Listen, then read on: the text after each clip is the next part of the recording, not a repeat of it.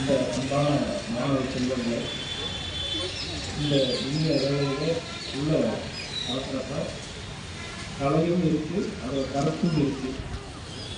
இப்போ நவீன மயப்படுத்துதல்ன்ற பேரில் என்ன பண்ணுறாங்க, கலைகளை வந்து தேவையில்லாமல் வீணடிக்கக்கூடிய வியாபார நிறுவனங்கள், விளம்பர நிறுவனங்கள், மீன்ஸுகள் அப்படின்ற பேரில் நம்முடைய கலைகளை கொச்சைப்படுத்துகிற இடம்லாம் போயிடுச்சு. இதுதான் நினைக்கிறேன் இல்லையா? பல்வேறு விதமாக இன்றைக்கு சமுதாயத்தில் கலை என்று சொல்கிறதா சரஸ்வதி தேவியே சொல்லலாம். மொத்தமிருந்து சரஸ்வதி தேவி ஈஸ்வரர் இந்த அழகான விஷயங்கள் அதை வந்து கொச்சைப்படுத்துகிற மாதிரி போயிட்டுருக்கு.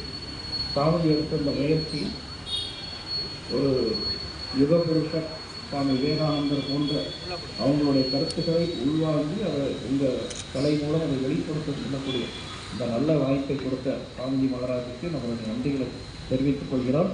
அவர் சொல்கிறத அவர் கேட்டு நீங்கள் படித்த அந்த கலைகளை கருத்துக்களாக வெளிப்படுத்துகிற அந்த விதம் அதை சொன்னார். அந்த மாஸ்டர் 3 விதமாக சொன்னார் இல்லையா? வெறும் உருவங்களை வெளிப்படுத்துறது, சிலைகள் மற்ற இதாக வெளிப்படுறது, கருத்துக்களையும் அதில் சேர்த்து வெளிப்படுத்துறது, இப்படி பல்வேறு விதமாக இருக்குது. எதிர்காலத்தில் ஒரு வைராக்கியம் ஒன்று வச்சுக்கோங்க.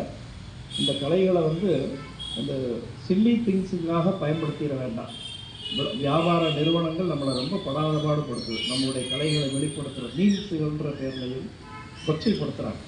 அதுக்கு தயவுசெய்து படித்தவர்கள், கலை நுணுக்கம் உள்ளவர்கள் யாரும் அதுக்கு இடம் கொடுக்கக்கூடாது. ஒரு வைராக்கியமாக நின்று அதை அரசு பண்ணணும். அந்த விஷயங்களுக்கு இடம் கொடுக்கக்கூடாது. உள்ளுவதெல்லாம் உயர்ந்த சிந்தனைகளுக்கு இந்த கலைகளை அர்ப்பணிக்க வேண்டும், பயன்படுத்த வேண்டும்.